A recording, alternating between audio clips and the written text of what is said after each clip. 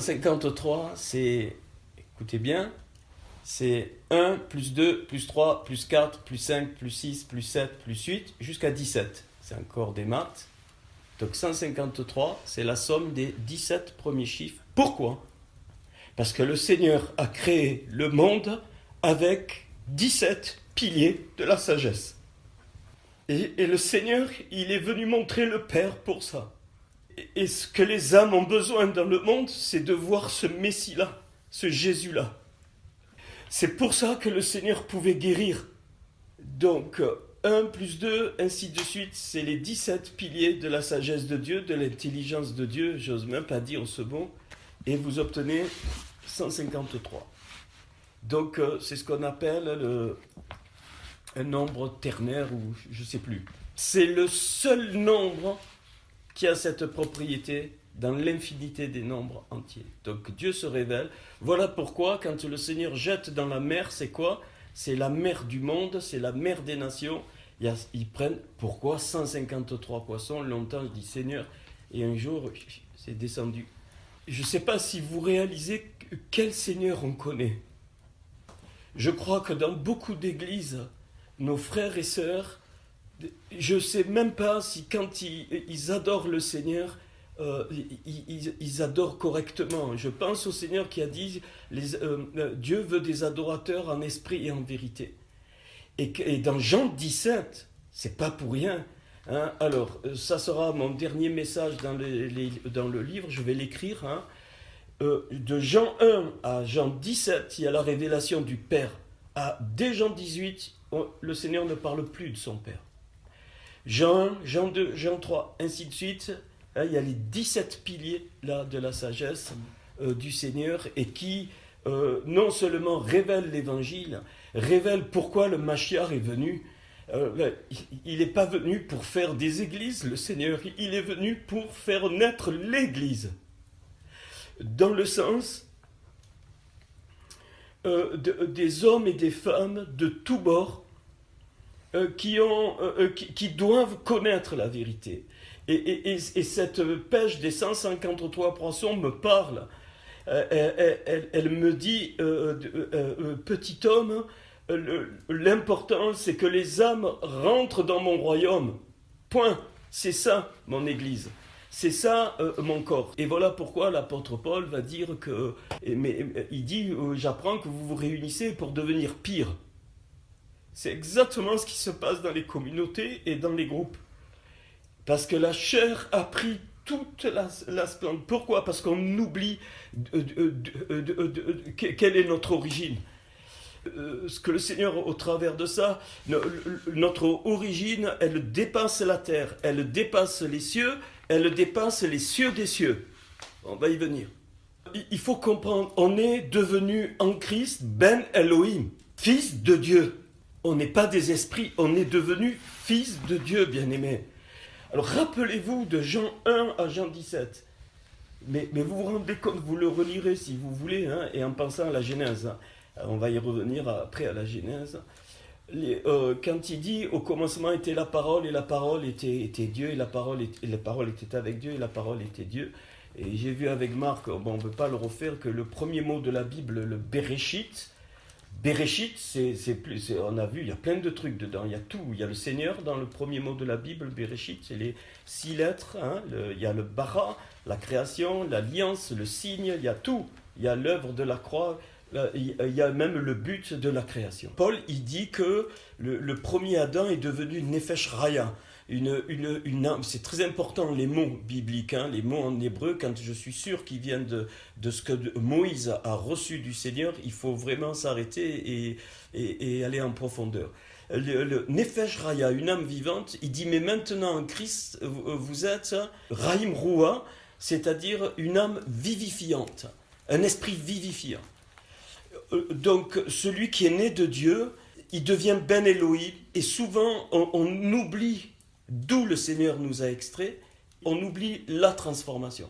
Et cette dimension va me permettre de passer plein de choses, tout, normalement tout, parce qu'on n'est pas dans ce monde, hein, on n'est pas de ce monde, mais on vit dans ce monde. Et le Seigneur, il était extrait du Père. Il ne faut pas le voir d'eux, hein. C'est Dieu incarné en chair, on va y venir, c'est un mystère, mais qui est dès le texte de la Genèse. Extrait du Père. Et voilà, donc Jean 1, au commencement était la parole et la parole. Après, ok, on connaît, après on peut le prendre, hein. Dans Jean 3, il annonce le salut, il dit l'homme né de l'esprit, hein, dans Jean 3, il est comme le vent, il ne sait pas d'où il vient ni où il va. Et quand on regarde dans toute l'écriture, il faut regarder, eh bien le Seigneur a voulu toujours montrer l'image des choses de son royaume qui sont inaccessibles. Et les choses de son royaume, c'est la vie éternelle. Et le rôle de notre vie ici, c'est pas d'évangéliser. Dans le sens où on l'entend. Attention, hein, ce que je dis. Attention, hein, pesez les mots, je vais expliquer. L'évangélisation, dans le sens de ce qu'on a connu, de ce qu'on connaît, c'est la déclaration du Seigneur dans Matthieu 23, quand il dit vous faites des prosélytes et vous rendez les âmes 2 fois plus fils de la géhenne que vous. Et c'est ça qui s'est passé. On a trompé les gens. Vous prenez des notes qui vous parlent. Qu'est-ce qui me montre le Seigneur? Pourquoi? Parce qu'il savait qu'il venait d'un autre monde. Il le dit constamment, je suis roi, mais pas de ce monde. Il le ment, et jusqu'à ce que Pilate, et Marc a bien relevé qu'est-ce qu'est la vérité. Et dans le texte, je ne savais pas, il y a ça. Et on doit montrer un autre monde. C'est ça l'évangélisation. Au travers de nos vies, le Seigneur, qu'est-ce qu'il faisait? Il montrait un autre monde. Alors il arrive à la piscine de machin, boum, il guérit le paralytique. L'autre, il essayait de se jeter dans la piscine. Et quand l'ange, le malard, il venait agiter, le mot malard, c'est ange, hein, il venait agiter, il n'y arrivait pas, il était paralysé. Et le Seigneur, il dit, moi, là, je suis celui qui est de toute éternité. Boum, je ne sais même pas s'il a touché, il a été guéri, il a dit, prends ton lit, lève. Et quand les âmes voyaient ça, Marc, elles voyaient le royaume, un autre monde en action, sur ce monde de la terre. Donc la femme courbée se relève, les aveugles voient. Aujourd'hui, j'aimerais dire, les cancers sont éliminés, les paralytiques se lèvent. Et qu'est-ce qu'ils faisaient? Donc les gens, ils se jetaient sur le Seigneur. C'est écrit, se jeter sur lui pour être guéri des maladies. C'est ça l'évangélisation. C'est manifester le royaume de Dieu, manifester l'autre monde, pour que les âmes ne rentrent pas dans l'église, dans les murs, dans les réunions, dans les champs, surtout pas, mais que les âmes rentrent dans le royaume. Voilà ce que j'appelle l'évangélisation. Donc maintenant vous comprenez, les responsables leur ont bouché les yeux, les oreilles, ils les ont, c'est Ézéchiel 34, un jour ça va péter. Mais costaud, ça va péter. Quand la Bible dit d'être soumis aux autorités, quand une autorité est une vraie autorité loin de Dieu, alors je me soumets non pas à l'homme, ni à la femme, mais je me soumets à la partie de Dieu qui est en lui. C'est pas pareil. Donc là, oui, je suis soumis à toute autorité qui vient de Dieu. Mais plein d'autorités viennent de Satan ou de la chair, même dans les églises. Et là, je ne dois pas me soumettre. Je dois confronter la chair. Je dois confronter Satan, même au travers de certains. Rappelez-vous quand Pierre il dit tu iras pas à la croix, qu'est-ce qu'il lui dit? Arrière de moi Satan. Il a confondu, il a bloqué. On aurait pu dire mais c'est une parole dure. Vous allez vivre ça dans cette église qui vient là, de cette génération qui est là. Elle est cachée. Et il y a plus de titres, on l'a vu. Il y a plus, c'est l'épouse qui se prépare. Il y a plus des titres, il y a plus d'estrade, mais c'est là que la gloire de Dieu. Et là, il va y avoir une sévérité de Dieu qui va descendre pour le bien. Rappelez-vous Ananias et Saphira, l'Esprit de Dieu révèle à Pierre qu'il a menti, il est tombé foudroyé, sa femme arrive tombée foudroyée, mort. Parce que l'esprit, l'onction de Dieu était réellement la danse aujourd'hui dans l'église. Attendez, on ne peut pas me dire, mais c'était... Non. Le Seigneur, il était mort, il était ressuscité, il était monté à la droite de Dieu le Père. Donc la grâce, c'était comme aujourd'hui. Et on voit dans le livre des Actes, vrai ou pas, Ananias et Saphira, pour pas grand-chose, ils sont tombés morts parce que l'onction du Saint-Esprit est très forte. Pourquoi? Parce que c'était la manifestation de cet autre royaume que personne ne connaît. Quand il est dit que dans Éphésiens, et après on va venir à la Genèse, vous allez comprendre le rapport, enfin si vous l'avez déjà je crois saisi, qu'est-ce qu'il est dit dans Éphésiens avant qu'il nomme même les ministères, il est dit que le Seigneur est descendu dans la captivité, c'est vrai hein. Il est descendu dans la captivité, il a tiré les captifs. Alors nous, on a des images. Ne faites aucune image, simplement. Pour moi, comment ça m'a parlé? Alors ça, voilà, j'aime donner ça. Mais bon, qu'est-ce qui s'est passé? Dans Genèse, on voit dans le jardin d'Éden, l'arbre de la connaissance du bien et du mal était là. Point. Doctrine, pas doctrine. Le bien et le mal, sur l'arbre, il était là. Le fruit de la connaissance du bien et du mal était là. Personnellement, je crois, après...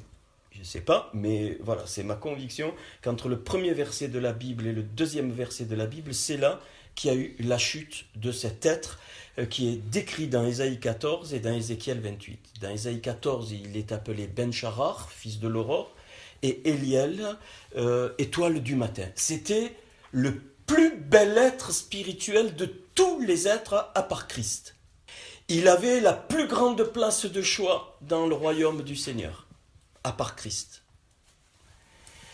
Au-dessus de tous les archanges, un kéroubine protecteur, Ézéchiel 28, le terme hébreu c'est kéroubine, les ailes déployées, avec les 9 pierres magnifiques, donc il entraînait la musique, la louange, je ne sais pas, cet être qui est devenu Satan était magnifique. C'était un être magnifique, on connaît hein, les textes. Et donc, parce qu'il a été trouvé du mensonge en toi, de l'orgueil, ainsi de suite, je te précipite. Et effectivement, il a été précipité. Et Jude nous dit que un tiers des anges ont été précipités avec lui, ont été déchus. Et ça a donné, évidemment, toutes les dominations, les démons, le monde spirituel mauvais. Regardez, alors on est Ben Elohim, ok? Donc on a droit tout l'héritage du royaume, Seigneur. Pas le posséder, mais on a plus que droit. C'est l'héritage, il est de fait, parce que Christ est mort, donc de fait l'héritage est descendu après son ascension pour tous les fils de Jésus, fils et filles de Jésus, c'est-à-dire tous ceux qui vont naître aussi loin que le Seigneur les appellera. C'est un message de Pierre quand il parle et que 3000 âmes se convertissent, aussi loin que les appellera, c'est l'héritage. On l'a pas, mais il doit couler. Et quel est cet héritage? En Éden, donc, et là, Adam et Ève, Adama, les deux, pareil, hein, il n'y a aucun plus responsable et moins, non.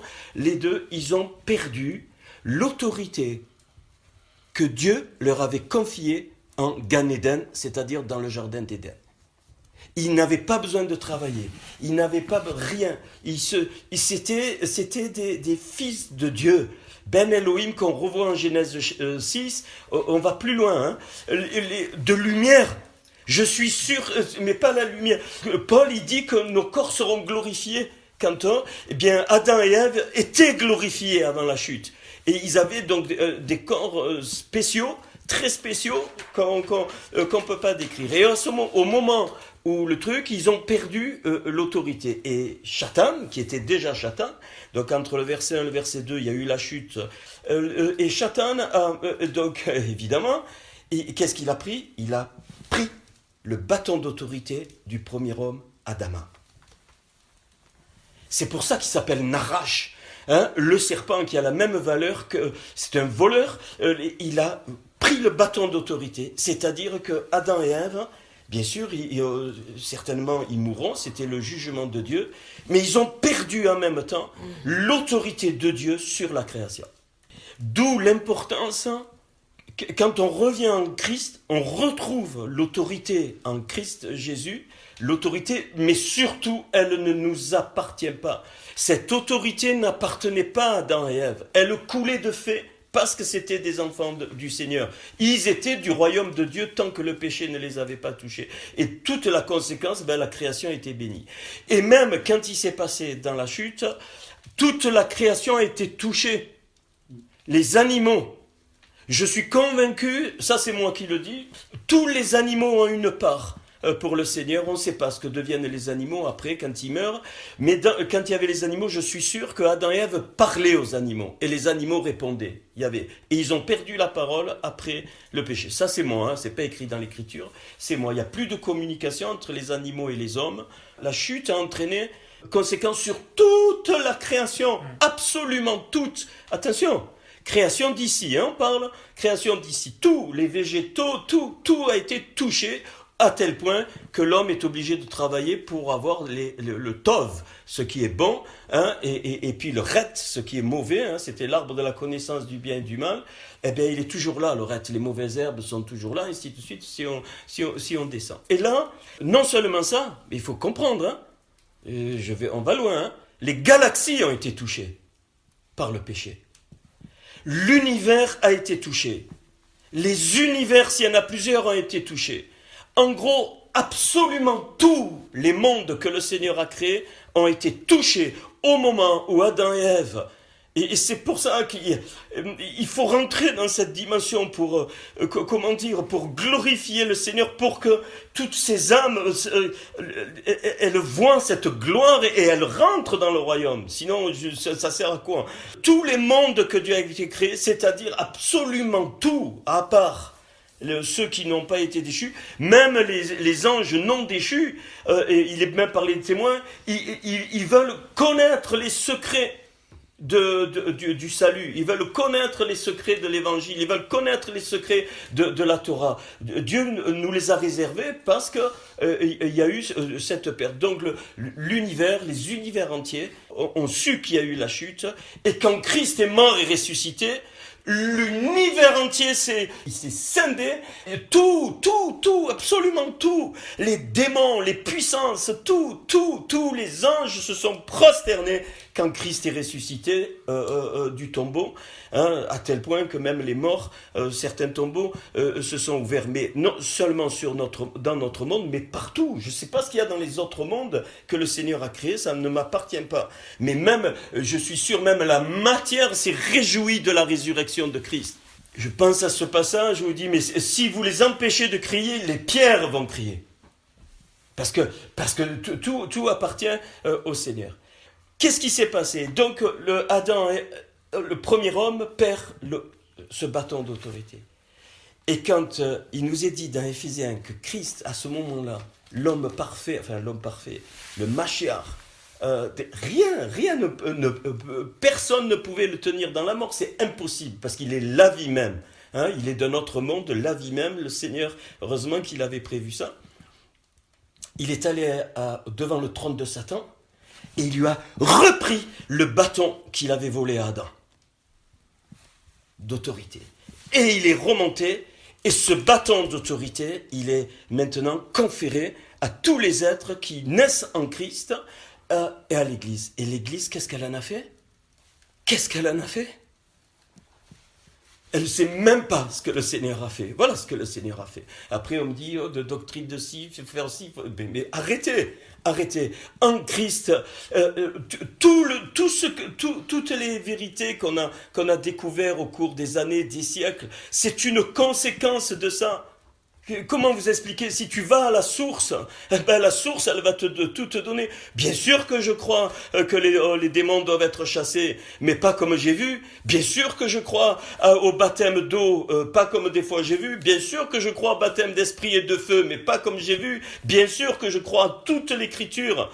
Mais dans cette dimension-là, elle est conférée au corps de Christ à l'Église. Quand le Seigneur est mort à la croix, il a pris ses cheveux. C'est comme si les cheveux dans l'Ancien Testament, c'est l'onction. Et il était naziréen. Donc jusqu'à la mort de la croix, eh bien, il avait ses cheveux. Et c'est un symbole que je donne. Et il dit, voilà, l'Église née. L'Église née, quand il a crié « Tu m'as abandonné, Père », c'est clair, il remet son esprit, au moment où il remet son esprit, là l'Église née. Et qu'est-ce qu'il fait? Il délivre ses cheveux sur cette Église qui aura besoin de cette onction. Voilà pourquoi l'homme qui porte des cheveux courts dit à tout le monde spirituel que le Seigneur, il est revenu. Il est revenu, j'ai plus de cheveux. Il est revenu, le cheveu, elle est sur l'Église. Et la femme qui garde les cheveux longs dans son cœur, qui a les cheveux longs, elle dit, Seigneur, ton Église devrait avoir cette vraie onction que toi, tu as donnée de ta vie. parce qu'elle vient de notre monde, de notre royaume, et en même temps, la femme, elle annonce que Christ va revenir. Alors on est très loin des constructions des hommes, on est très loin. Et si chaque âme embrasse cette dimension dans l'esprit, alors il devient cette âme, cet esprit vivifiant. C'est pour ça, et ça nous donne de comprendre, nos frères et sœurs martyrs, ils ont passé partout, ils étaient des fils de lumière, ils portaient ça en eux, et ça s'est éteint au cours des siècles, petit à petit, jusqu'à arriver aujourd'hui, où pour moi c'est un désastre. Le Seigneur, dans sa grande grâce, il a donné des moments dans l'histoire pour montrer les trucs, et qu'est-ce qu'ont fait encore les hommes? Et ils en ont fait des doctrines. Alors le Seigneur, dans sa grâce, il a redonné le baptême d'esprit, le baptême d'eau, le baptême de feu, la délivrance, les démons, et chaque fois que l'homme prend pour lui et qui veut contrôler Dieu, non mais c'est incroyable, c'est fini. L'Esprit de Dieu s'en va parce qu'il est attristé. Et aujourd'hui, l'Esprit de Dieu est attristé dans le monde entier, au milieu même des frères et sœurs. On est exactement, alors c'est dans la Genèse, mais on ne va pas le prendre aujourd'hui. Rappelez-vous, quand Moïse, particulier, va sur le mont Sinaï, et là il attend et il reçoit la Torah, il reçoit la parole. Pendant ce temps, qu'est-ce qui se passe? Vous connaissez tous l'histoire. Qu'est-ce qui se passe? Le peuple et les Aaron même entraînent le peuple dans la. Et qu'est-ce qu'ils font? Allez, Aaron, fais-nous un Dieu qui marche devant nous. Un petit Dieu qui ne nous dérange pas. Voilà ce qu'il y a aujourd'hui et depuis des millénaires. Un Dieu qui doit obéir à ce que je lui demande, qui ne me casse pas sur tous les pieds. Un veau d'or avec mes richesses. Voilà, je t'achète, et dans tous les sens du terme. C'est pour ça qu'il faut faire très très attention dans les relations, dans ce que Dieu construit dans les relations. Parce que je ressens très très fort, je crois que pas beaucoup sont... Dieu veut des cœurs purs. Si on veut un veau d'or, alors on y va. On fait un veau d'or. Allez, on fait les trucs, et puis on demande au Seigneur de bénir. C'est un veau d'or. Allez, marche devant nous. Et c'est Aaron qui l'a fait.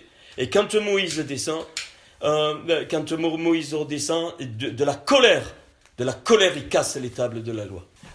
Et puis, il appelle ceux qui ne s'étaient pas souillés. Et ce jour-là, je crois qu'il y a eu 3000 ou 3500 tués. Je pense qu'il y a des gens qui étaient auprès de Moïse qui ont tué même de leur propre famille. Et, il n'a pas dit, il faut que fait un jeûne et prière pour qu'ils se repentent. Non. Élimine le mal au milieu de toi et les a zigouillés. Zigouillés littéralement, parce que Dieu est saint.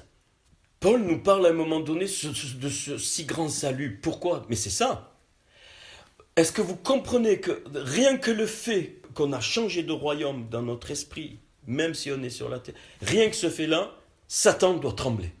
Il tremble. Sans rien faire, il tremble. Seulement, ce bâton d'autorité, il a été partout jeté. Pour mettre quoi, le bâton d'autorité de l'homme? Pour mettre des trônes d'hommes, des trônes de religion. Enfin, quand on reçoit, qui sommes-nous? Tu te rends compte que tu es une fille de Dieu, Hélène? Je ne sais pas si on le réalise vraiment. Ah, je suis né de nouveau, alléluia, cucu les petits oiseaux. Mais non, c'est le Dieu 3 fois saint. Bien sûr, on est heureux, on est libre, vous me voyez, je sais. Mais Dieu est saint. C'est comme dit Marc, c'est pas mon copain. Dieu est saint. Je peux pas faire n'importe quoi, même des réunions, je peux pas faire n'importe quoi, même des trucs et machin, on fait ci, on fait là, et puis je manigance, je fais des trucs d'homme en fait. Ça fait mal au Seigneur, ça fait mal parce que c'est pas les choses de son royaume. Les choses de son royaume, il nous le montre dans Jean constamment. Le Seigneur, il nous le montre. Aimez-vous, c'est dans Jean encore, dans les 17 premiers chapitres. Aimez-vous les uns les autres comme je vous ai aimé. Jean 15, le cep et les sarments. Comme je vous ai aimé, c'est-à-dire avoir la dimension que donner sa vie pour l'autre. Et dès la première, c'est pour notre épouse. Est-ce qu'on est capable? Marie, aimez-vous femme comme Christ a aimé l'Église et s'est livré lui-même en sacrifice. Moi, je ne suis pas encore là, mais c'est l'appel de Dieu. Il veut ça, le Seigneur. Et quand cette dimension est vécue, et quand cette dimension, imaginez que cette dimension soit vécue dans le corps de Christ, mais on n'a même pas besoin de prier, les malades sont guéris. Les paralytiques se lèvent. Parce que l'onction que j'ai appelée, moi, communautaire, l'onction du corps. Dieu veut l'onction du corps. Hein, c'est une armée, c'est pas qu'un soldat, il veut l'onction du corps. Dès la Genèse, il a voulu la multiplication pour ça. À partir d'Adam et Ève, il a voulu la multiplication parce que le Seigneur est un Seigneur de corps. Se rappeler de ça, et ça s'est passé dans la Genèse où on voit, et ce bâton d'autorité, alors il est passé dans Genèse où il y a quand il est dit qu'il part de Adam, il donne une généalogie. Et on voit là dans la généalogie d'Adam par Seth, eh bien que ce bâton d'autorité, il est passé chaque fois. Mais il y a tellement, de l'autre côté de la lignée de Caïn, qui va donner des Tubal-Caïn qui construisent, vous lisez, il y en a qui étaient, on va le lire tout à l'heure, eh bien se répand, et ça n'arrive à un moment où les fils de Dieu sont étouffés. Il y a presque plus de fils de Dieu, des porteurs de lumière. Et donc le Seigneur est obligé de faire le déluge. Le mot déluge en hébreu, c'est maboul, c'est-à-dire quelque chose qui rend fou les hommes. Hein, quand l'eau est montée, c'est maboul, le mot hébreu c'est maboul, ils sont devenus fous. Enfin, on a pris le terme pour dire fou. Donc vous avez Adam, vous avez Seth, vous avez Anosh, vous avez Kénan. Je cite juste la lignée des fils de Dieu. Mahalaël, vous avez Yared, Ranor, vous avez, après en français c'est d'une autre façon, mais vous les retrouvez dans l'ordre. Metouchala, très particulier. Metouchala, son nom veut dire à la fin de ta vie, le javelot sera lancé. C'est-à-dire à la fin de ta vie, le déluge sera lancé. Et effectivement, pile, c'est en 1656 après Adam que le déluge a lieu. Et c'est en 1656, j'avais fait un graphique ici, on pourra le voir tranquille tout à l'heure si vous voulez. Donc c'est le dernier patriarche qui meurt et il y a le déluge. Si je regarde mon graphique, par exemple, je vous l'expliquerai tout à l'heure si vous le regardez. Eh bien, par exemple, Adam, il a connu Seth, il a connu Enoch, il a connu Kénan, il a connu Mahalaël, il a connu presque tous les patriarches jusqu'à Noé, puisqu'il a vécu 930 ans. Mais Mahalaël, lui, c'est le dernier, et effectivement, pile là, quand il y a le déluge, il n'y a plus du tout de fils de Dieu. Plus du tout, ne serait-ce que Noir. Et je crois qu'il faut que... Et qu'est-ce que dit le Seigneur par rapport au déluge ? Il dit, jamais plus je referai le déluge, mais je jugerai par le feu. Et ce qui va se passer, c'est par le feu.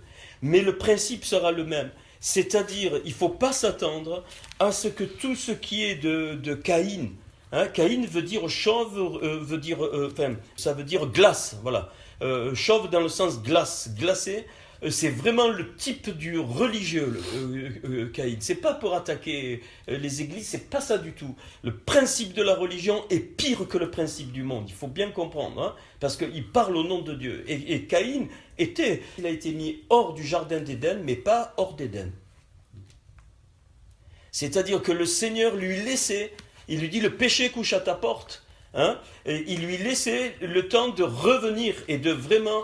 Or, il ne l'a pas fait. Et ça a donné la génération de Caïn jusqu'à Tubal-Caïn, on voit, après ça continue, qui va littéralement s'opposer à toute la génération des fils de Dieu sur cette terre que j'ai nommée. Alors, ce qui est très, très intéressant, si vous prenez les 7 premiers patriarches, c'est-à-dire le 7, toujours dans l'écriture, les 7 premiers patriarches, donc ils s'arrêtent à Ranor, enfin on pourra voir, eh bien, toutes les lettres, elles font 26. Et on sait que 26, c'est la valeur numérique de Yod et Vavé. Puis si je continue jusqu'au 10e, jusqu'à Noir, on a 37 lettres, et 37, c'est la valeur de Yeshua, celui qui sauve. Et si je continue encore avec les 3 fils Semram et Yafet, eh bien, je vais obtenir 44 lettres qui ont pour valeur 530, c'est-à-dire 553 fois 10, Yeshua. Le salut accompli pour le retour dans le royaume. Et quand donc le nouveau monde de Sem, quand il y a le déluge, tout ça, le nouveau monde qui va être créé par Noé sort avec Sem, Ham et Japhet, c'est leur femme, et il y a ce nouveau monde, il n'y a plus, c'est fini alors on va revenir sur, si vous voulez, peut-être plus tard sur les géants, qui est à l'image de ce qui aura. Vous savez que l'apôtre Pierre, il dit que tout ce qu'il y a dans l'Ancien Testament, c'était l'ombre des choses à venir. Et ça c'est l'ombre de Jésus qui va ouvrir le nouveau monde au salut. Il faut bien comprendre. Et après Sem, Ram et Japhet, Sem, ça a donné dans les nations les Sémites. Ram, ça a donné tous les peuples éthiopiens, africains, noirs, ok. Et Japhet, les Indo-Européens dont nous faisons partie avec les Persans, ainsi de suite. Vous pouvez faire le tour de la planète entière, vous allez retrouver Sem, Ram et Japhet. Et il y a une caractéristique. Sem, c'est le spirituel. Ram, c'est la chair. Et Japhet, c'est les Grecs, c'est Japhet par exemple, c'est toute l'intelligence, mais l'intelligence qui est prévue pour réconcilier les deux. Pas la chair et l'esprit, on ne peut pas les réconcilier, mais pour que pendant ce temps sur la terre, sachant qu'on n'est pas de ce monde, mais qu'on vit quand même dans ce monde, eh bien le Japhet doit synthétiser les deux dans le sens de nous permettre de rester dans les airs très spirituels comme le Seigneur tout en marchant sur la terre. Et ça a été bafoué. On connaît après. Ça continue, tout ce qui... Et ça se reproduit dans tous les textes. Et aujourd'hui, n'espérez pas un développement des choses... Non. Quand je reviendrai, a dit le Seigneur, est-ce que je trouverai la foi sur la terre et l'amour du plus grand nombre se refroidira. Alors c'est intéressant. Parce qu'après Sem, Ram et Japhet, donc après dans la lignée de Sem, et bien après vous allez avoir Abraham, Isaac et Yaakov. Après Yaakov qui devient Israël, il devra devenir Israël, c'est-à-dire spirituel. Dieu vainqueur en lui, toujours pareil. Vous allez voir toujours la lignée des fils de Dieu. Donc depuis la création, y compris quand il y a eu les 400 ans où Dieu ne parlait plus. C'était caché, il gardait, et c'est ressorti à un moment donné jusqu'à la venue du Mashiach il y a 2000 ans. Et alors là, c'est l'accomplissement de ce que Dieu veut étendre maintenant à toutes les nations. C'est-à-dire, Dieu veut qu'on retourne dans l'Éden originel en Christ Jésus. Bien sûr, on ne va pas vivre nu, c'est pas ça que je suis en train de dire. Ce que je suis en train de dire, c'est qu'on redevient, en tout cas c'est ce que le Seigneur m'a montré avec ces textes, on redevient fils de Dieu. Et alors, on va vivre les choses magnifiques qu'on voit dans le livre des Actes. Pierre a une vision, il va, tout marche par révélation. Étienne, on voit, ils sont conduits, la prison s'ouvre, les anges descendent. Il y a toute une vie extraordinaire dans le Seigneur qu'on ne vit plus. Et donc, tout ce qui se passe aujourd'hui dans le monde, eh bien, vient de là. Tout ce qui... Alors, le Seigneur est venu, et tout ce qui se passe dans le monde est la conséquence de ce que le peuple de Dieu ne fait pas. Et de ce que le peuple de Dieu s'est éloigné du royaume du Père, de notre Père. Dans le premier mot, pourquoi le premier mot de la Bible commence par Bet et pas Aleph? Aleph, c'est Dieu, c'est le tout. Aleph, je peux vous montrer ça a la forme d'une croix d'ailleurs, mais on va y venir. Il faut comprendre ça parce que ça nous rapproche des choses du Seigneur pour notre temps en Christ. Bereshit, alors on a vu, au commencement, alors on pourrait dire que même lorsque Dieu commença à créer les ciels et la terre était informe et vide, c'est-à-dire il s'est passé quelque chose, la chute de cet être. Ok. Et puis, mais le Bereshit aussi, on a vu création, bara, le mot bara qui veut dire créer de rien. Shit, fondement.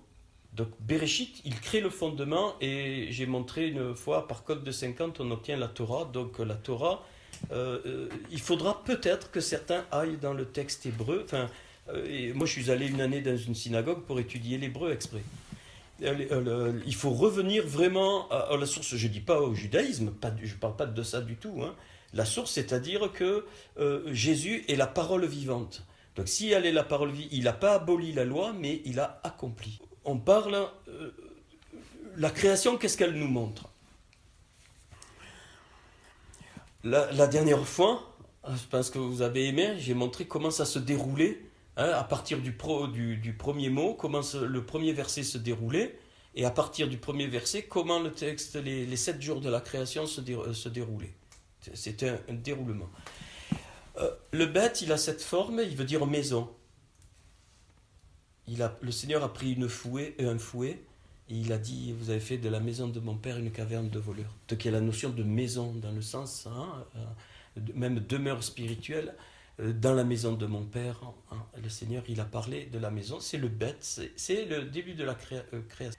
Est-ce que vous pouvez comprendre que, ce bête, dans la Torah, c'est une des lettres qui est... il y a quelques lettres qui sont plus grandes et quelques lettres qui sont plus petites. Dans toute la Torah, il y a 26 lettres qui sont plus grandes. 26 valeurs numériques de Yod et Vavé. Mais on ne va pas en parler, on pourra échanger à bâton rompu tout à l'heure. Le bête qui est plus grand, donc fait une séparation. Et on pourrait lire, comme j'ai dit, après, alors Bereshit, dans le commencement, dans l'alliance, comme on veut, il y a le mot feu dedans aussi, peu importe. Les Elohim, Elohim c'est Dieu au pluriel. Créa, verbe au singulier, donc faute, mais c'est normal, Dieu est un, Dieu est Rad, et Hashamaim ve'et haaretz. Mais on pourrait lire bête, grande lettre, puis le reste, même niveau, Réchit, deuxième création. Je ne veux pas vous choquer. Deuxième création. Non pas qu'il y a une deuxième création, mais c'est l'image de la création de Dieu dans le monde spirituel. Et ce qui me conforte dans ça, c'est que les lettres, la forme des lettres ont quelque chose à dire. Donc le Aleph, il a cette forme de croix qui va permettre de pénétrer par le bête, par la maison, qui est comme ça, et de dérouler toute la Torah, et donc de montrer l'œuvre de Jésus. Pourquoi je dis ça ? Parce qu'il y a un texte qui m'a marqué quand Paul, on pourra prendre après les références après, il nous est parlé du Dieu des esprits, il nous est parlé du Père des lumières, il nous est parlé que Paul a été ravi au 3e ciel. Vous vous souvenez ça, Corinthiens? Et là, ça m'a... ce bête, il a 3 branches, et effectivement, il y a un autre monde, un 3e ciel. Donc, il y a le ciel, c'est-à-dire tout ce qui fait partie de notre univers. Puis, il y a les cieux, c'est-à-dire autre chose que notre galaxie et ainsi de suite. Et puis, les cieux des cieux. La Bible me parle des cieux des cieux. Et après les cieux des cieux, le royaume du Père, qui est un grand mystère. Donc, la venue de Jésus... Dans ce bête, elle a passé 3 niveaux. Il faut bien comprendre ce que le Seigneur il a fait. Il est passé par le cieux des cieux, les cieux et notre ciel, pour venir, j'allais dire, de cet océan, devenir comme une goutte pour nous donner le salut. Donc c'est pour ça que le mot « si grand salut » pour moi résonne. Le royaume de Dieu est bien plus que l'univers. C'est d'autres mondes. Quand il est dit les fils de Dieu dans Genèse 6, c'est pas des anges. Le mot ange, c'est malar. Les fils de Dieu, c'était des êtres comme nous qui connaissaient le Mashiach. Et ils ont vu les filles des hommes, Adama, Donc de l'autre royaume de la terre, et le mélange évidemment, parce que, excusez-moi, un ange, il peut avoir un démon peut avoir une relation sexuelle avec un homme, ou une femme, ça donne pas la vie. Donc le Ben Elohim dans Genèse 6, pour moi, c'est vraiment les fils de Dieu, créés dans ce corps glorifié qu'on aura, qui sont venus et qui se sont corrompus avec les filles des hommes et qui ont donné les géants de la terre, ainsi de suite. Et au moment du déluge, les géants ont été zigouillés. Donc pour moi, je le traduirais plus volontiers. Je suis allé doucement avec Marc et Séverine parce que voilà, je ne savais pas, mais je sens que je peux donner ça. Bien sûr, c'est pas écrit dans l'écriture. On fait le tri. Donc pourquoi le bet? C'est le Seigneur, il dit, alors bet, deuxième, réchit, commencement. Réchit, ça veut dire commencement, début. Deuxième, commencement. Pas qu'il y avait eu un premier commencement, non. C'est que le monde de Dieu, que le Seigneur il a créé le troisième ciel, les cieux des cieux. Je pense que c'est un monde où il y avait Ben Charar, là, avec des créatures spirituelles qu'on ne peut pas connaître. Il y a le deuxième ciel, là où ils ont été déchus et où les choses se passent.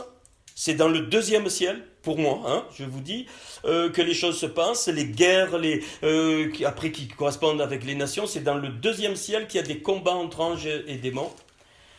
Et puis notre ciel, le troisième ciel, le ciel de la terre, où on est des êtres humains. Et ce qu'il faut comprendre, c'est qu'en Christ, je suis dans l'esprit, dans le royaume du Père.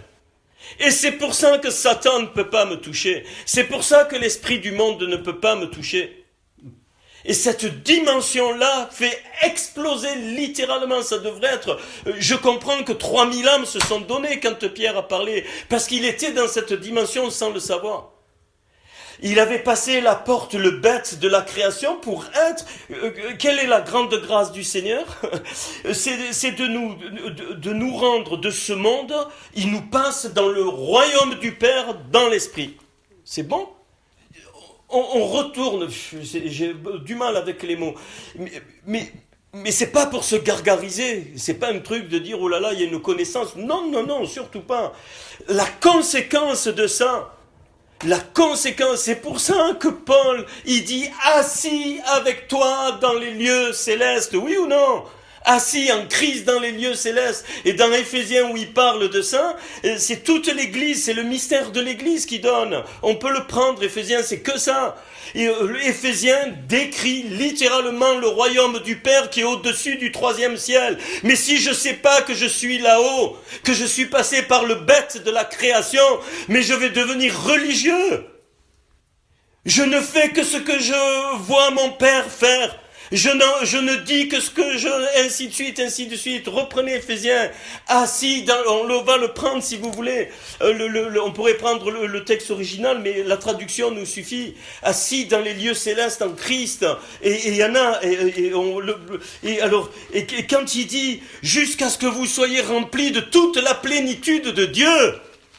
Comment tu peux réaliser ce verset? Dieu ne se contient pas.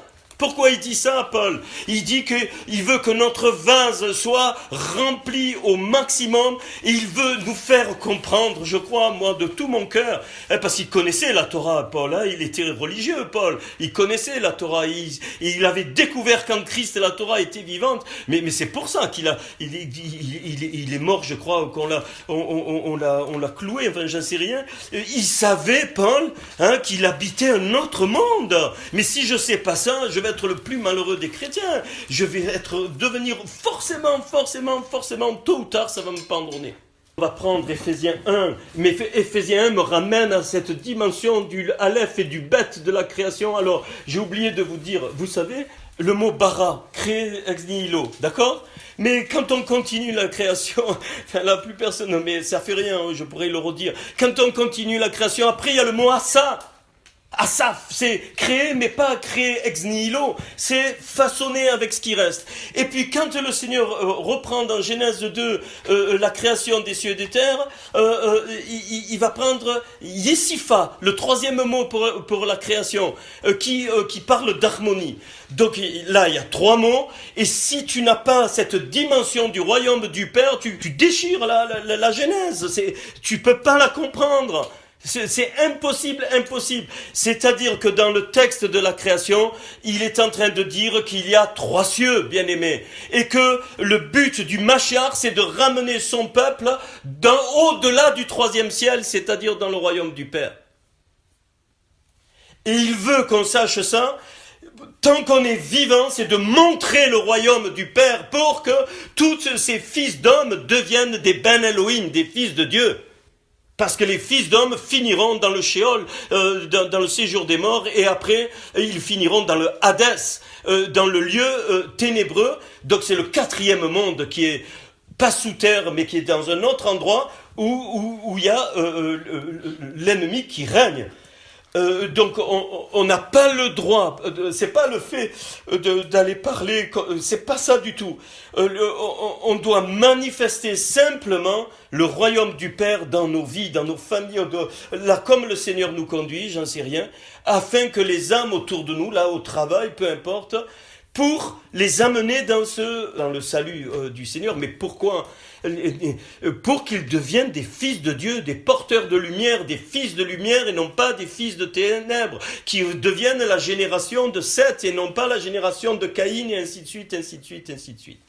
Et alors vous allez voir qu'avec ça, quand tu lis Éphésiens, béni soit Dieu, le Dieu et Père de notre Seigneur Jésus-Christ, qui nous a bénis de toute bénédiction spirituelle dans les lieux célestes en Christ. En lui, Dieu nous a élus avant la fondation du monde. C'est pour ça que je crois que ce Beth Réchi, deuxième création, la vraie création, avant celle-là, elle était là. On avait été élus avant la fondation de notre monde. Et c'est pour ça qu'il y a les trois mots, bara, ça, ainsi de suite. Le Seigneur, il nous parle, il nous dit, non, ça, bara, c'est pour, façon ainsi de suite, c'est parce qu'il y a eu trois mondes. Mais mon royaume, personne ne peut y accéder, si ce n'est dans le Mashiach. Et ce que j'aime bien, un jour, un juif, il me dit, mais le Shabbat, j'ai pas appris ça des juifs, hein. Le Shabbat, il me dit, on n'est pas obligé de le faire si on trouve un homme qui accomplit parfaitement la correspondance entre l'intérieur et l'extérieur. J'ai pas compris sur le moment. Et puis le mot maison, c'est bête. Hein, la lettre bête, c'est maison. L'intérieur de la maison et l'extérieur de la maison. Et puis après, ça m'est venu, évidemment, c'est Jésus qui a accompli le passage de l'intérieur à l'extérieur pour rentrer dans le royaume du Père. Donc en Christ, je suis là-haut dans le royaume du Père. Nous a élus avant la fondation du monde. Rappelez-vous, ils n'étaient pas là, Damien, mais Bereshit au commencement, le fondement de la Torah qui va donner le monde, ça c'est clair. Mais c'est le monde le royaume du Père, il est déjà, Dieu avait créé déjà les trois cieux. Il ne faut pas les représenter physiquement, surtout pas. Surtout pas. Nous soyons saints et irréprochables devant lui. Il nous a prédestinés dans son amour. Alors prédestiné, c'est pas choisi d'avance. Toi tu es sauvé, toi tu n'es pas sauvé. C'est pas ça. Hein. Prédestinés dans son amour à être ses enfants d'adoption par Jésus-Christ selon le bon plaisir de sa volonté, pour célébrer la gloire de sa grâce dont il nous a favorisés dans le bien-aimé. En lui, nous avons la rédemption par son sang. Évidemment, le pardon des péchés, tu ne peux pas rentrer dans le royaume, c'est pas possible. Selon la richesse que Dieu a répandue abondamment sur nous, par toute espèce de sagesse et d'intelligence. Il nous a fait connaître le mystère de sa volonté, selon le bienveillant dessein qu'il avait formé en lui-même. Pour le mettre à exécution, lorsque les temps seraient accomplis, de réunir toutes choses en Christ, celles qui sont dans les cieux et celles qui sont sur la terre. C'est très important. Ça, Satan ne supporte pas ça.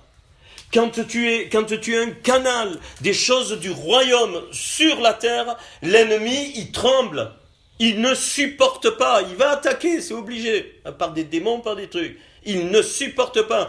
Parce que c'est une déclaration totale que le royaume du Père peut être en prémisse vécu ici et que le devenir des âmes qui sont sauvées, eh bien c'est ce royaume de lumière, c'est le royaume du Père.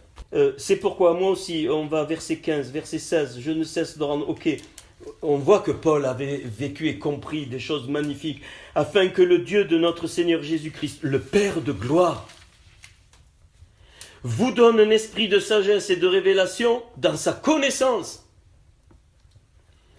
qu'il illumine les yeux de votre cœur, pour que vous sachiez quelle est l'espérance qui s'attache à son appel, quelle est la richesse de la gloire de son héritage qu'il réserve aux saints, et quelle est envers nous qui croyons l'infinie grandeur de sa puissance manifestant avec efficacité par la vertu de sa force. Il a déployé en Christ la création et le déploiement de Christ pour la terre. Bereshit. Pour que les hommes rentrent dans le salut. C'est ça la création. Là, il a déployé en Christ. C'est exactement le mot des versets qui sortent de la création. Bereshit, tout se déploie. C'est comme si les tiroirs sont tirés, puis au fur et à mesure, l'histoire de la... Et tout le long. Et donc on doit retourner à cette lumière.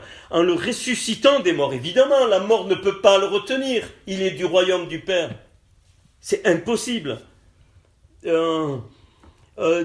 en le faisant asseoir à sa droite dans les lieux célestes, au-dessus de toute domination, toute autorité, toute puissance, de toute dignité, de tout nom qui peut être nommé non seulement dans le siècle présent, mais encore dans le siècle à venir. Il a tout mis sous ses pieds et il a donné pour chef suprême à l'Église. C'est Christ le chef suprême, c'est-à-dire le protecteur, c'est la tête, le corps, qui est son corps, la plénitude de celui qui remplit tout en tous. Lisez Éphésiens 3, verset 3, c'est par révélation que j'ai eu connaissance du mystère sur lequel je viens d'écrire, parce qu'il vient de dire qu'en Christ, eh bien, les Juifs et les païens sont un, deviennent un, et c'est normal. Là, il vient de dire ça, alors il dit voilà, j'ai ce mystère sur lequel, en les lisant, vous pouvez vous représenter l'intelligence que j'ai du mystère de Christ. Il n'a pas été manifesté aux fils des hommes dans les autres générations, aux fils des hommes, comme il a été révélé par l'Esprit aux saints apôtres et prophètes de Christ. Voilà à quoi servent les apôtres, les vrais apôtres et les vrais prophètes. C'est pas ce qu'on croit. Ils sont destinés, ils sont le réceptacle de cette révélation pour le donner au corps, pour que l'Église arrête d'être charnelle. Là, comme il a été révélé maintenant, donc c'est pas au Fils des hommes, mais au Fils de Dieu. On est des Ben Elohim. Et on doit sonder cette révélation. Et il le confie à des prophètes et des apôtres qui eux-mêmes, après, vont le véhiculer au corps. Cette dimension doit être véhiculée au corps pour que Christ soit glorifié, pour qu'il soit adoré comme le Mashiach, pour qu'on devienne des adorateurs en esprit et en vérité. Dans ces conditions, cette onction communautaire se répand, et non seulement ça, ma vie, elle tellement qu'elle déborde, et ça va toucher les âmes qui elles-mêmes rentrent, ainsi de suite, ainsi de suite. Et c'est une nouvelle création. On est dans cette dynamique-là. En tout cas, le Seigneur m'a transporté là. Après, peut-être je me trompe, il y a des choses, le Seigneur va me corriger s'il le faut. Aux saints apôtres et prophètes de Christ. C'est écrit. Ce mystère, c'est que les païens sont co-héritiers. Il dit pas héritier, il dit co-héritier. Forment un même corps et participent à la même promesse en Christ Jésus. Il faut bien comprendre. S'il n'y avait pas le Seigneur, eh bien le Seigneur, il gardait son peuple, les fils de Dieu qui ont continué après Sem. Et la grande grâce, c'est que n'importe qui sur la terre peut devenir un fils de Dieu. Alors, si je vais un peu plus loin, voilà, verset 13. Aussi, je vous demande de ne pas perdre courage à cause des afflictions que j'endure pour vous. Elles sont votre gloire. Mais Paul avait je suis sûr qu'il avait des éléments de la création, c'est obligé. Je veux dire, ça m'est arrivé à moi, ça y est plus qu'arrivé à lui qu'à moi, hein, parce que je ne me compare pas du tout à ce frère. À cause de cela, je fléchis les genoux devant le Père. Nous, on voit, tu pries pour l'église, de machin, le Seigneur, mais c'est pas ça. Parce que Dieu est saint, il se prosterne devant le Seigneur. Il savait se réjouir aussi, bien sûr, mais il tremble là, Paul il tremble. Et là, moi je vois, il est en train de trembler parce qu'il sait qu'on a affaire à ce Dieu créateur de toutes choses, de qui toute famille dans les cieux et sur la terre, afin qu'il vous donne, selon la richesse de sa gloire, d'être puissamment fortifié par son esprit dans l'homme intérieur, en sorte que Christ habite dans vos cœurs par la foi, afin qu'étant enraciné et fondé dans l'amour, vous puissiez comprendre avec tous les saints, Massara, tous les saints depuis Adam et Ève, avec tous les saints, rappelez-vous, la nuée de témoins, on pourra, quelle est la largeur, la longueur, la profondeur et la hauteur. Quand je prends la première lettre, le Aleph qui me montre le royaume du Père, parce que le mot Père c'est Aleph et Bet, tiens, Abba, Aleph, Bet, Aleph. Nous sommes de lui, nous vivons par lui et nous retournons à lui, par Christ. Aleph, Bet, Aleph, le Père. Aleph, c'est un mystère, c'est un secret. C'est un secret. Hein. Et il y a la lettre Bet qui continue, c'est le prolongement. Hein, et il révèle ce qu'il y a dans le Aleph. Et là, tu as la largeur, la longueur, la profondeur et la hauteur. Merci Seigneur. Mon Père, Abi, Aleph, Bet, Aleph. Et donc, fils de... Voilà, Dieu s'est révélé par la porte de la création. Et connaître l'amour de Christ qui surpasse toute connaissance, en sorte que vous soyez remplis jusqu'à toute la plénitude de Dieu. Or à celui qui peut faire, par la puissance qui en joue en nous, infiniment au-delà de tout ce que nous demandons ou pensons, à lui soit la gloire dans l'Église et en Jésus-Christ, dans toutes les générations, au siècle des siècles. Amen.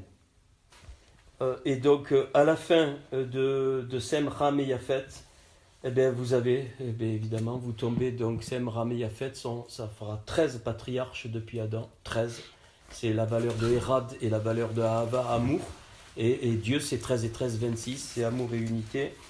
Et ces lettres, elles finissent par, leur valeur, ça fait 530, c'est-à-dire 53 fois 10. 10, c'est les 10 commandements, c'est le Hérad de Dieu, encore le Aleph.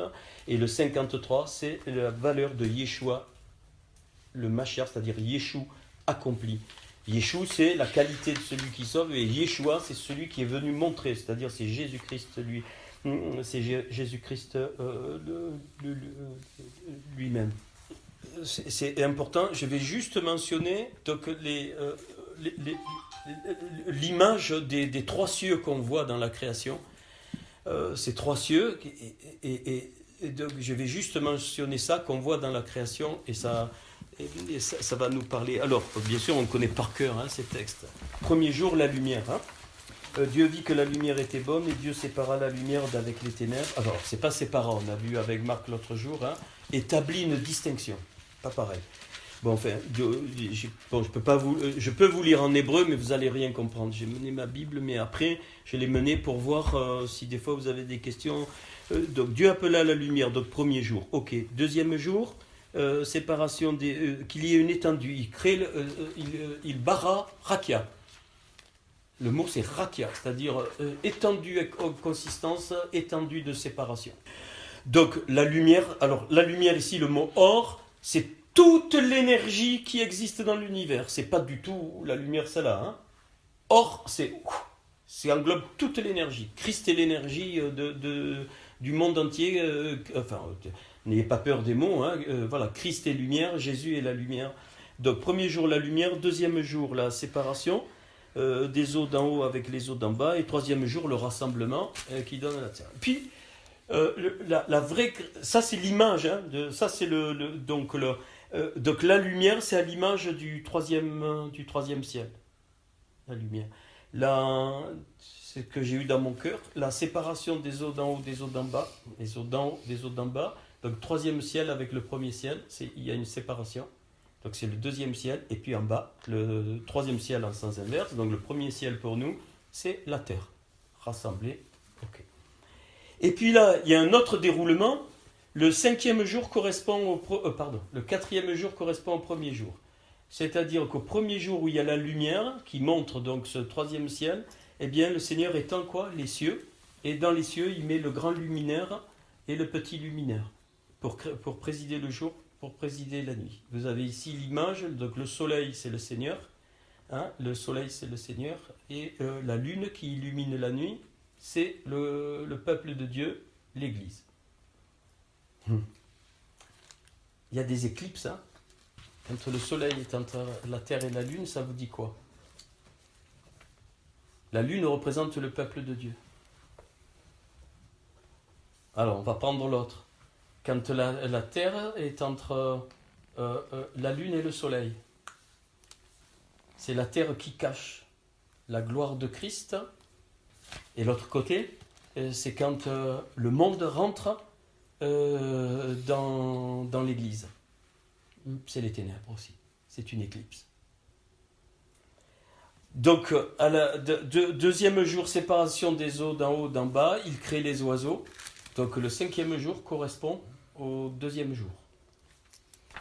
Donc, c'est déroulé. C'est déjà créé et c'est déroulé. Et on va d'image en image. Hein. Donc, toujours penser troisième, deuxième, premier. Hein. Et là, pareil. Tac, ça se déroule, on le voit. Et puis, le sixième jour, donc il crée le bétail sur la terre. Et là, il couronne par l'homme. Et donc, il fait... et là, c'est dans tout ce passage-là que vous avez les trois termes pour créer. Bara, Asa et Isia. Bara, Asa et Isia. Parce que chaque fois, Bara, c'est spirituel, Asa, c'est l'âme, et Isia, c'est la chair. Donc le dernier, c'est l'homme va devenir charnel, c'est-à-dire vivant sur cette terre. Voilà pourquoi Paul dit qu'il y a un second Adam. Le premier Adam était le second Adam est devenu un esprit vivifiant. Et qu'est-ce qu'il va faire le Seigneur? Parce qu'il y a déjà eu la chute donc Satan est déjà là, puisqu'il va se faufiler par le serpent et par les Ève. Donc il va séparer, et donc il crée Adama, il le créa Zarar ou Nekeva, je finis par là. Donc il le créa mâle et femelle, donc c'était un même être, magnifique, certainement rempli de lumière, je ne sais pas comment, fils de Dieu, Ben Elohim. Fils de Dieu. Pas du premier ciel, pas du deuxième ciel, pas du troisième ciel. Fils de Dieu, du royaume du Père. Pourquoi? Parce que Dieu voulait manifester sa gloire à la face de l'ennemi. C'est ça qu'il a fait par la création. Quand il déroule, là où il a mis les ténèbres, l'ennemi, le Seigneur crée la lumière. Là où il a mis le chaos, le tohu vabohu, il met l'ordre, il sépare les eaux d'en haut et les eaux d'en bas. Et là où il a mis l'isolement, l'isolation, il rassemble. Le Seigneur rassemble par la terre. Et donc, qu'est-ce que me dit l'Écriture dans le livre de Job? Que l'amour est plus fort que la mort. Donc Dieu fait apparaître l'amour qui est dans le royaume. Comment? En séparant le Zarar du Nekeva. C'est pour ça qu'on s'attire, hommes et femmes s'attirent aussi charnellement. C'est une image, on est attiré, enfin à part les homosexuels, mais on ne parle pas de ça. Mais l'homme est attiré vers la femme et la femme est attirée vers l'homme. Pourquoi? Parce qu'on a été séparés. Le Zarar a été séparé du Nekeva, donc il y a attirance maintenant. On a envie d'une femme, je ne parle pas que forcément le corps, mais l'âme et l'esprit, ça nous attire, et la femme est attirée vers l'homme. Parce qu'on était Érad. On était à l'image d'Elohim, de Dieu, Érad. On était un. Alors pas forcément, on était un. Dieu avait créé Adama un. Zarar ou Nekeva. Et pourquoi il les sépare? Pas pour s'amuser, pour que l'amour apparaisse. Quand ils ont été séparés, ils se sont aimés. C'est l'amour qui est là. Et ça, s'ils n'avaient pas chuté, l'amour aurait vaincu l'ennemi dans le jardin d'Éden, sans problème. Mais ils ont chuté et c'est parti de là. Et c'est pour ça qu'il faudra que le second Adam qui vienne reconstruire cet amour, reprendre l'autorité qu'ils ont perdue, et en Christ, on redevient Hérad, un, et l'ennemi, il est bouclé.